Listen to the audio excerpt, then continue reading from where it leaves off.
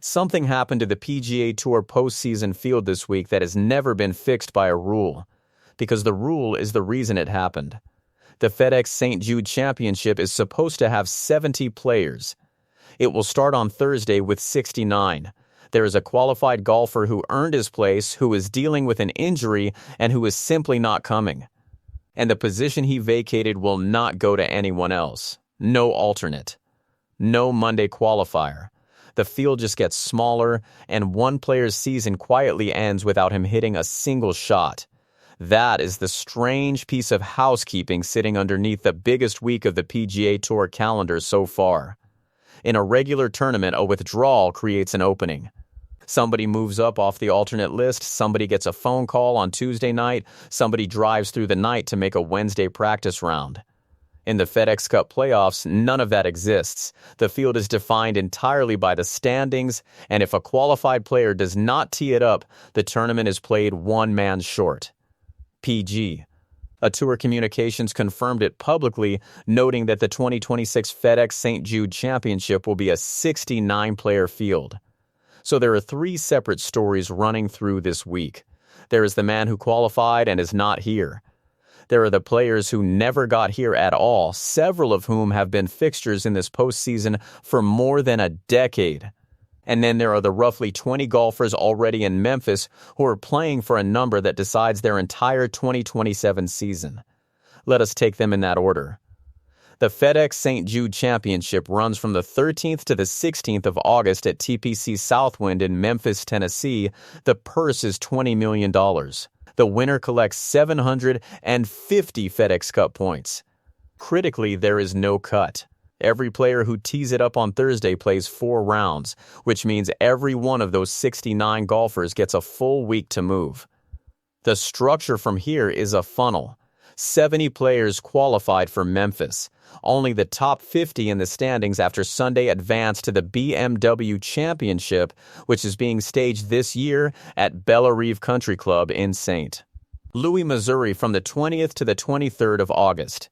From there, only the top 30 reach the Tour Championship at Eastlake Golf Club in Atlanta from the 27th to the 30th. Here's the part that a lot of viewers do not fully register, and it is the single most important fact in this entire video. Reaching the top 50 this week is not just about advancing to St. Louis. Every player who reaches the BMW Championship locks in fully exempt status for every signature event in 2027, including the Players' Championship. That is 8 guaranteed starts in the richest, strongest fields on the schedule, secured before the new season has even begun. Miss that number, and the fallback is sponsor exemptions, which means asking tournaments for a place rather than earning one. And that door is closing. The PGA Tour plans to phase out sponsor exemptions into signature events entirely, though they will remain in place through 2027. So this is not a one-year problem for the players on the wrong side of the line. It is a structural one. It is also worth remembering how recently this got so brutal. The postseason cutoff used to be the top 125 players. That number dropped to the top 70 starting in 2025. 55 golfers who would have qualified under the old system are now finished for the summer. Daniel Berger finished the regular season number 60 in the FedEx Cup standings. That is comfortably inside the line. He qualified. He did not commit to the tournament, and the PGA Tour told Golfweek that the decision was due to injury. For Daniel Berger, injury is not a new theme. He missed the better part of 2 years on the PGA Tour with a serious back problem. He returned in 2024, and he made the FedEx Cup Playoffs in 2025, reaching the second of the 3 events before withdrawing from the BMW Championship after 3 rounds. This season, he withdrew from the Wyndham Championship, the regular season finale, and before that, he had not competed since the Open Championship a month earlier. The consequence is severe, and it is immediate. Sitting out earns 0 points. Daniel Berger is number 60, and he needs to climb to 50th to reach Bellerive. Without playing a single hole this week, there is no mathematical route for him to get there. So this is not one skip tournament. Daniel Berger has effectively forfeited the remainder of the 2026 postseason. For context on what that costs a player of his standing, Daniel Berger is a 4-time PGA Tour winner with career earnings of close to $32.7 million. His name will simply be absent from the leaderboard all week and his spot stays empty. That is one player who got in and is not playing. Now let us talk about the ones who never got in at all. Brooks Koepka is the headline. The 5-time major champion left LIV Golf in December with his representatives pointing to family as the driver of the decision, and he rejoined the PG. A tour in January through the short-lived returning member program. He was granted no competitive favors. If he wanted signature events or a postseason place, he had to earn them. Across 15 starts, he recorded 1 top 10 finish and 6 results inside the top 25. The interesting part is that his ball striking was not the problem. Brooks Koepka ranked 29th on the PG. A tour in strokes gained overall this season, 8th in approach play and 12th off the tee. He ranked 115th in strokes gained putting. He arrived at the Wyndham Championship ranked 86th and needed roughly a solo 4th-place finish to force his way inside the top 70. He opened with a 67, followed it with a 66. Then made 4 bogeys early on Saturday. He finished T67. His assessment afterwards was blunt. Yeah, pretty disappointed. I think it's pretty pathetic that I can't get through. 0 top 10s basically in 2 years. To be in the prime of your career and be as good as I think I am, I think that's very pathetic, disappointing. Just need to go home and completely reevaluate everything. Jason Day is the streak story. The 13-time PGA Tour winner and 2015 PGA Championship winner had reached the FedEx Cup Playoffs in every season of his career, a run of 18 consecutive years. He came into Greensboro, North Carolina, needing at minimum to make the cut. He shot 71 and 73 and missed the weekend. He was open about why. I'm looking forward to taking some time off. My body's been really awful actually this year, so just to try and grind through it has been tough. He added, the last 2 days have been pretty hard to try and get my body ready. I wanted to play like 3M and Detroit, and unfortunately I couldn't do anything there. And on the streak itself, yeah, it was a good streak obviously, but I would have loved to keep the streak going. But things happen, you know. You're not going to keep everything going forever. His season had started with a runner-up finish behind Scottie Scheffler at the American Express in January, but that became one of only 2 top 10 results all year. Keegan Bradley was next.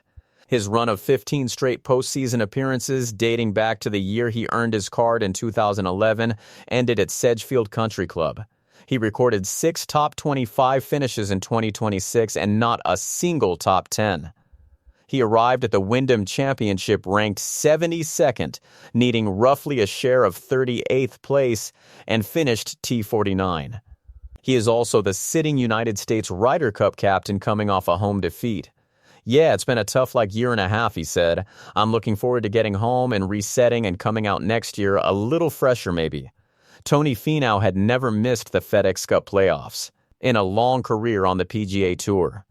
The 6-time winner had qualified for at least the opening postseason event every single season.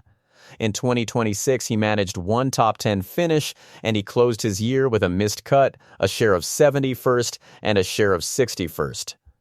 Then there is Steven Fisk, and his is the hardest one to accept.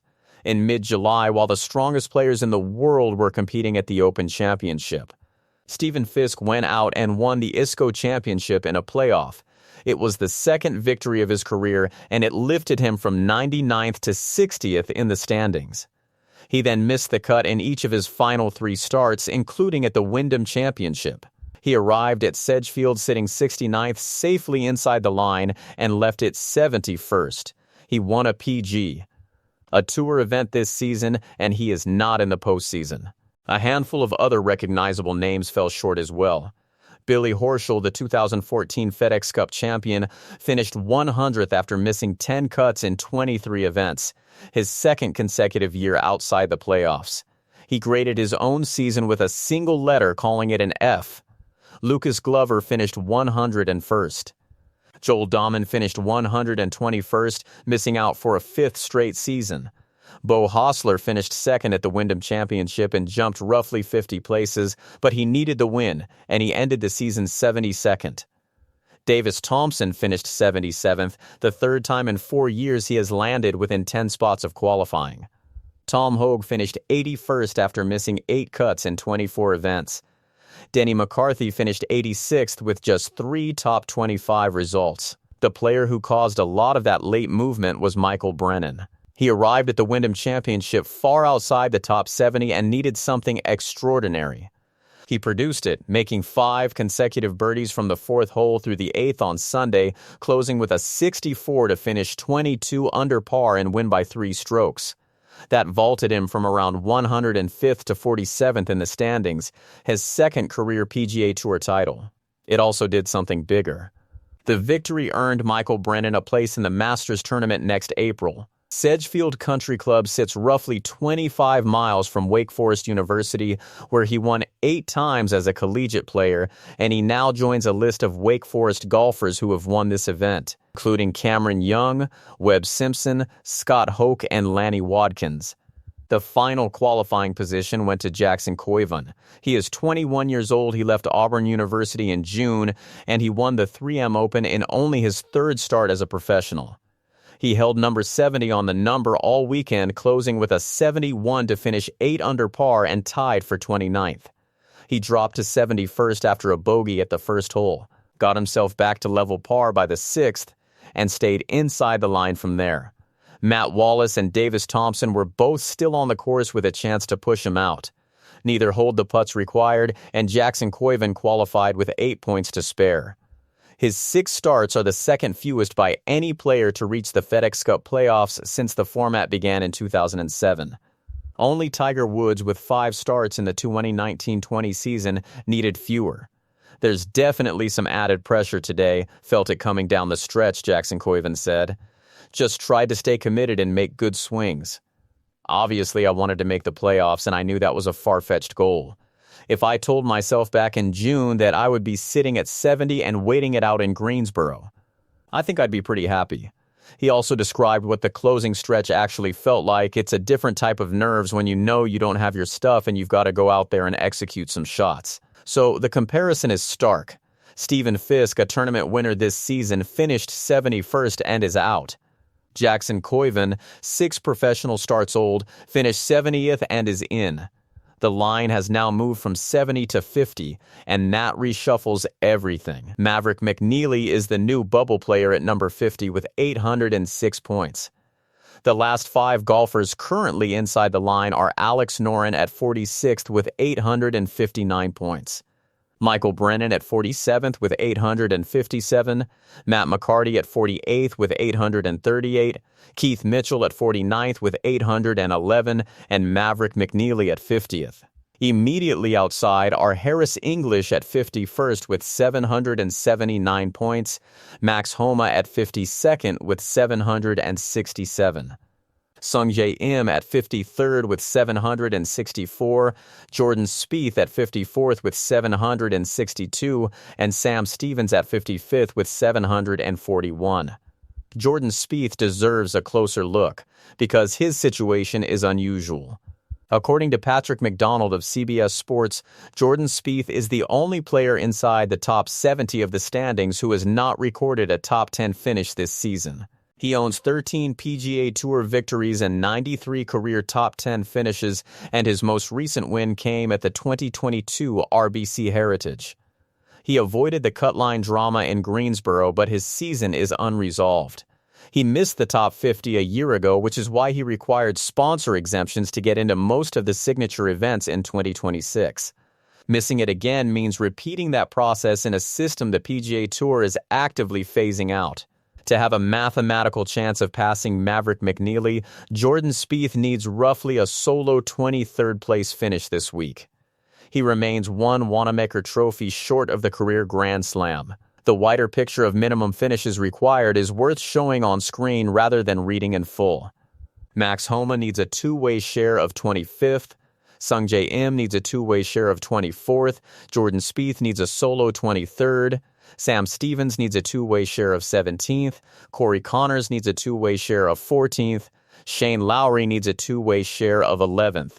Nick Taylor needs a solo 10th. Brian Harman needs a two-way share of 8th. And the four players at the very bottom of the field, Aldrich Potgieter, Ricky Castillo, Matti Schmid, and Jackson Koivun, all need roughly a top 7 finish. At the other end, Scottie Scheffler enters at number 1 with 4,123 points. He is the only player in the field above 4,000, and he carries a lead of nearly 800 points. The oddity of his season is that he has won just once, but he has finished runner-up 5 times, including at the 3M Open in his most recent start. He opens as the betting favorite. Rory McIlroy sits at number 12, which means he enters the postseason outside the top 10 for the first time since 2021. He has not competed since the Open Championship, and he skipped TPC Southwind entirely last year. Tommy Fleetwood begins at number 9 as the defending FedEx Cup champion after a consistent summer. Justin Rose returns to Memphis to defend the FedEx St. Jude Championship title he won in a playoff last year, though no player has successfully defended this tournament since it became part of the FedEx Cup Playoffs in 2007. The remainder of the top 10 reads Matt Fitzpatrick at 2nd, Cameron Young at 3rd, Wyndham Clark at 4th, Chris Gotterup at 5th, Colin Morikawa at 6th, Siwoo Kim at 7th, Sam Burns at 8th, and Ludwig Berg at 10th.